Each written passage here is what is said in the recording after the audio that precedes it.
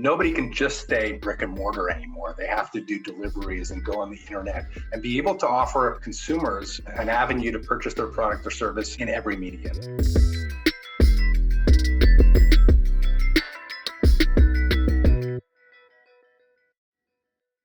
We almost exclusively dealt with brick and mortar businesses. And through COVID, people have moved online, obviously, not just to Amazon, but a lot of other small businesses have become not only brick and mortar, but omni-channel, which means offering their products and services both online and offline. So that trend was evident and has continued to grow through COVID and will continue to grow. So how do we service that market? Or how do we service businesses that are exclusively e-commerce related, internet related, And so that was a part of the business that we didn't pay quite attention to because, again, we couldn't be everything to everybody. What's emerging and what continues to emerge is this: nobody can just stay brick and mortar anymore. They have to do deliveries and go on the internet and be able to offer, their clients and consumers, an avenue to purchase their product or service in every medium. From a financing point of view, how do we service those businesses? We were negatively impacted by COVID because all the brick and mortar businesses that came to us for financing before went to the government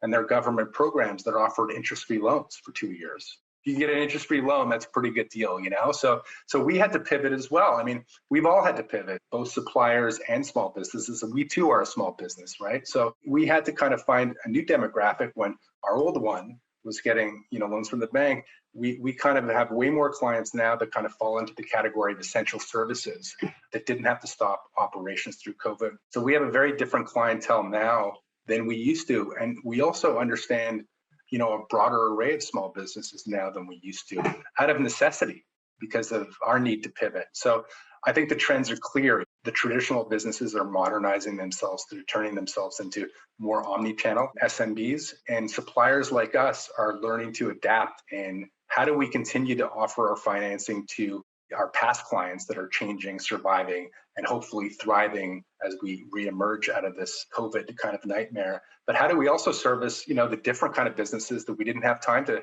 kind of pay attention to from a sales point of view? So the market is actually even bigger for us coming out of COVID because we're able to kind of evaluate and target a wider business audience for our small business. So I think the market is going to continue to grow. I'm excited about it, and we can already sense it really from the end of the third quarter and start of the fourth quarter of last year. The momentum kind of felt like we were getting back to normal, which is great.